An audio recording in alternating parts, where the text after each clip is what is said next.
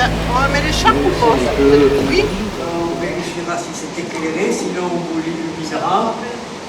Et puis on prendra un petit moment pour... On va lever le pied.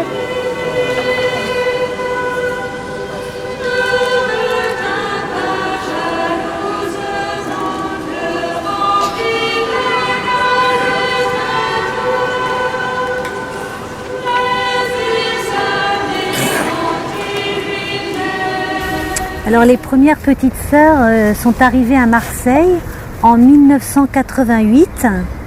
On a été accueillis par Monseigneur Kofi et elles ont commencé leur vie à Marseille dans une petite cité tout près d'ici, le petit séminaire, avec voilà, des gitans, des maghrébins, un quartier voilà, tout simple. Et elles allaient à la paroisse de Saint-Marc. C'était le père Lombard qui à ce moment-là était curé dans cette paroisse. Ensuite, nous sommes allés au Panier, dans le quartier du Panier. Là, c'est la mairie qui nous a accueillis et nous a prêté une maison qui allait être détruite. Et en attendant qu'elle soit détruite, on vivait là. L'évêque nous a proposé Saint-Théodore, l'église de Saint-Théodore, porte d'Aix. Donc là, on était vraiment immergés dans le milieu maghrébin. Et donc pendant 11 ans, on a vécu dans ce quartier. On a essayé au début d'ouvrir l'église pour qu'on puisse proposer la liturgie. Voilà, et puis bon, petit à petit, il s'est avéré qu'il y a eu beaucoup de travaux dans cette église, qu'il y avait des projets plutôt culturels aussi. Donc c'est vrai que pour nous, on voyait bien que c'était pas vraiment notre place dans un avenir lointain. Donc de nouveau, notre petite sœur responsable a dit il faut vraiment qu'on trouve quelque chose de nouveau, et aussi parce que la communauté depuis plus de 10 ans maintenant vit cette étape de construire des petits monastères dans les lieux où nous vivons. Vraiment un lieu où il y a une chapelle, un lieu de prière, un lieu d'écoute, un lieu de rencontre et un lieu où les petites sœurs puissent vivre. Donc nous sommes partis de Saint-Théodore pendant 1 an, on a quitté 1 an Marseille en disant bon ben voilà, maintenant il faut qu'on trouve autre chose. Et après ces 1 an, donc Monseigneur Pontier avec Pierre Brunet nous a proposé ce lieu de Notre-Dame de l'Amitié. Et il nous a dit essayez 1 an. Très très vite, les petites sœurs ont tout de suite été vraiment touchées par le quartier, par la diversité, par les rencontres. Il y a la cité du Clos, juste à côté là. C'est là où un jeune, Jean-Michel, a été tué il y a 4 ans maintenant. De l'autre côté aussi, il y a une autre cité, la cité Saint-Théodore. Pareil, une cité où il y a beaucoup de difficultés. Un autre jeune a été tué aussi. Après, c'est Valplan. Il y a des gens, beaucoup d'émigrés qui sont arrivés dans les années 62. Il y a aussi, dans différents immeubles, beaucoup de chrétiens d'Orient. Des Irakiens, puisqu'ils ont leur église pas très loin d'ici, l'église Saint-Marc, parce que maintenant l'église Saint-Marc est à eux. Et puis derrière chez nous, il y a donc tout un quartier arménien. Voilà. Et un petit peu plus loin, il y a une synagogue avec une école juive. Et donc, il y a beaucoup de juifs dans ce quartier aussi. Et nos voisins les plus proches sont des juifs. Quand les sœurs sont arrivées, 1 semaine après, il y a eu ce règlement de compte dans la cité juste en face. Et ça a été un événement marquant à l'arrivée des sœurs, aussi qui leur a fait prendre conscience du quartier dans lequel elles arrivaient. Et en même temps, c'était un jeune d'origine gitane, donc chrétien, et la famille a demandé un enterrement catholique. Quand Monseigneur Pontier est venu célébrer l'enterrement à l'église de la Rose, c'était plein de jeunes et ça nous a fait connaître, ça faisait 3 semaines qu'on était là, donc ça nous a fait connaître la population jeune du quartier. Et après on les a accompagnés aussi au cimetière, donc ils ont vu qu'on venait pas pour les juger ou je sais pas quoi, ils ont vu qu'on était là pour être avec eux. Je fais partie aussi de la communauté de l'agneau.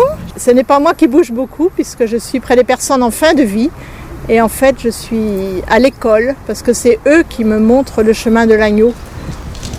Vous pouvez nous expliquer comment vous allez à la rencontre des gens? Alors à l'heure de midi, on part par 2 ou par 3 et on prie et on demande au Seigneur où est-ce qu'il veut que nous allions. Et en fait, on va mendier notre pain. Voilà, mes sœurs. Merci. Pour vous. Merci beaucoup. C'est très gentil. Vous voulez rentrer, maman? Oui. Ah ben volontiers. Merci. Merci. Il n'y a pas la carte des gens.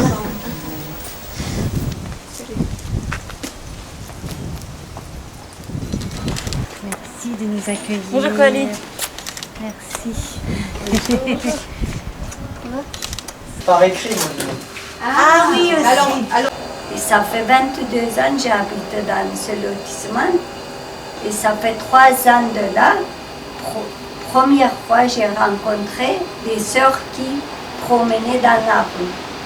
Et on allait derrière eux demander, vous cherchez quelque chose? Ils nous ont demandé, on cherche un bout de pain de partager. Et c'est comme ça qu'on a eu la relation. On est venu ici et on a parlé et ça fait 3 ans. Et une partie de notre vie, elle a changé.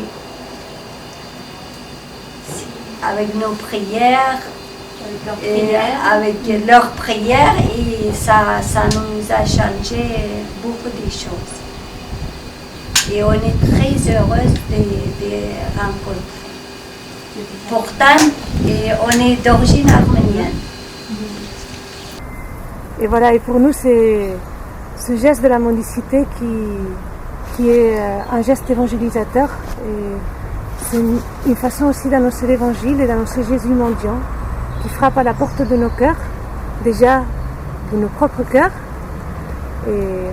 mais aussi à la porte de tous les cœurs. Quelquefois, on vous refuse? Oui, oui, ça peut arriver. Ça peut arriver. Mais c'est vrai que on sait que ce que c'est de refuser l'autre. Déjà entre nous, on connaît ces réactions de dire j'ai pas le temps, ne me dérange pas. Alors la vie communautaire, comment elle se passe justement? Pour nous, la vie communautaire, c'est vraiment une école. C'est une école de vie parce que on voit que d'abord il y a ce chemin de conversion que l'on fait avec le Seigneur personnellement, mais c'est aussi le frottement avec mes sœurs qui fait aussi que je me convertis et je dois me convertir. Alors souvent on pense que c'est surtout l'autre qui doit se convertir. Mais après, au fur et à mesure, on se rend compte que vraiment, si on veut que ça change, eh bien, il faut que ça soit moi qui change. Dans la communauté aussi, il y a des laïcs qui s'engagent aussi en famille, en couple, ou même des enfants qui s'engagent dans la communauté pour suivre l'agneau, pour mettre les pas dans les pas de l'agneau comme ça et vivre ce propos de charité et de pardon là où ils sont.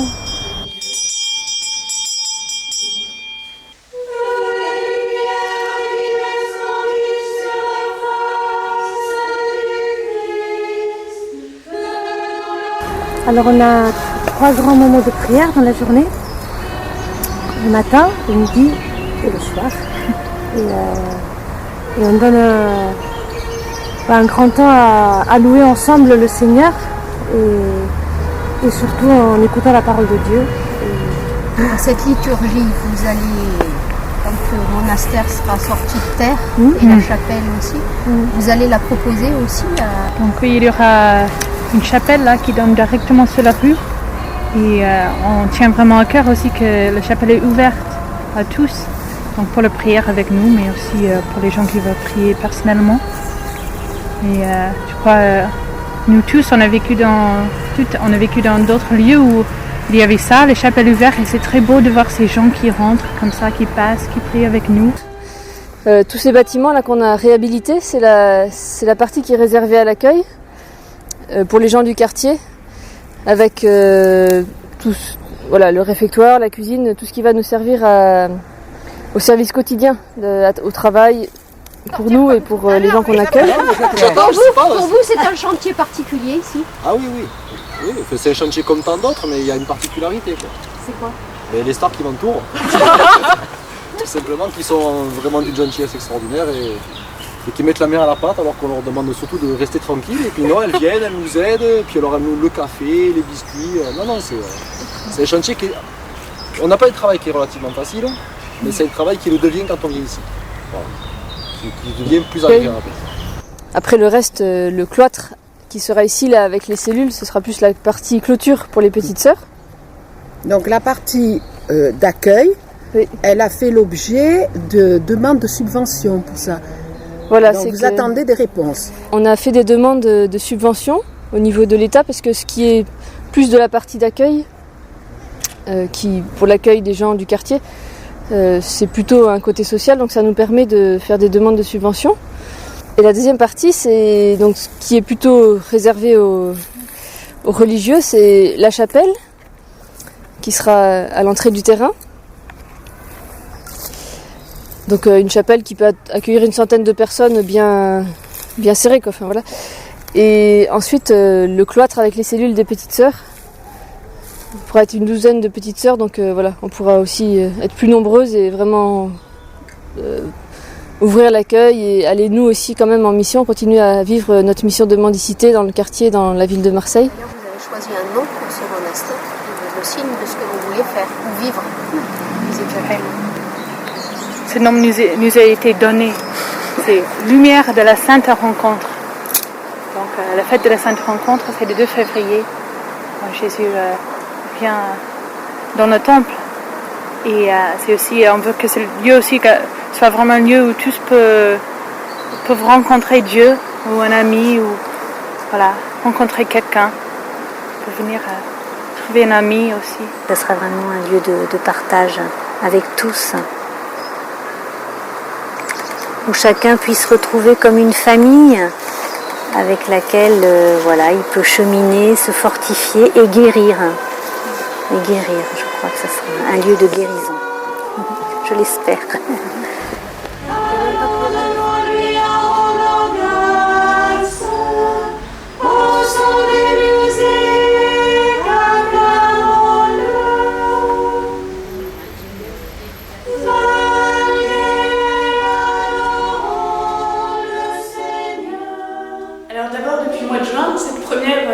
Travaux que vous aviez vus en cours est terminé. On en est à la fin des petits aménagements des pièces. On fait nos meubles nous-mêmes et ça, il reste un peu de travail.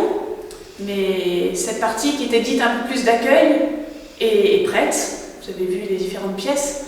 Et puis, on loge pour l'instant dans cette partie-là avant de commencer cette deuxième partie de travaux qui consiste à la construction de la chapelle et des cellules des petites sœurs. Alors ici, c'est pas la chapelle définitive. Non, et cette pièce était la pièce réservée pour le grand réfectoire d'accueil.